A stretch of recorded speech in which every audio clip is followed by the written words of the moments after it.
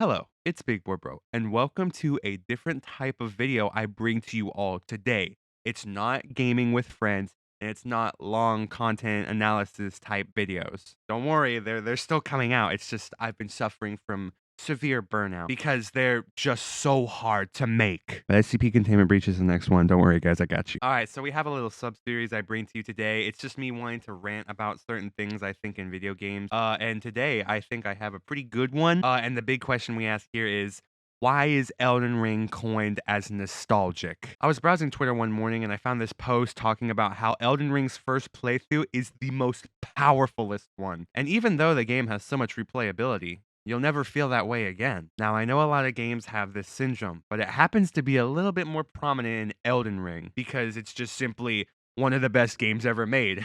Ever. If it's not coined as nostalgic prior to this video, then I'm going to start this statement of Elden Ring being nostalgic with this video. I do have a strong reply. It may not be a 100% be-all, end-all type of answer, but before I show you guys that, I have to build some context first.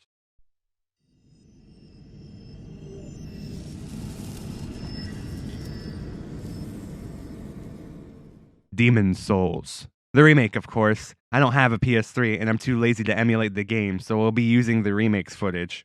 Long ago, before Big Boy Bro 45, there was Demon Souls. Although it definitely didn't popularize the Souls-like category, no, Dark Souls did that.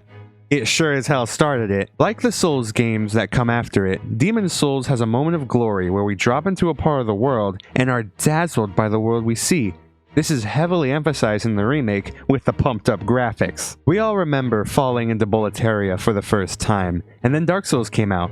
It was like halfway into the game, but we all remember seeing Anor Londo for the first time. Then Dark Souls 2 with Majula, and when we first enter it, the sun's shining on us. And Dark Souls 3 was also astonishing, with Lothric being presented to us right then and there. Now this brings me to my main point. Elden Ring was hyped up immensely through the years from its teaser to its release. It did not disappoint.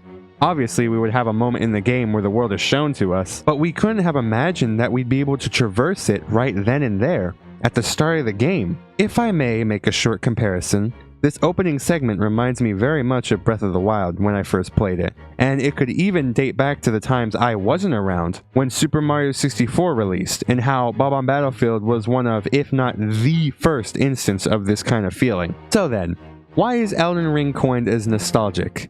Demon Souls and the Soulsborne franchise have been around for well over a decade now, and it's still coming up with new ways to amaze us. In my honest opinion, Big Boy Bro 45, I don't think there will ever be a moment more powerful in a first playthrough, blind especially, than this moment right here.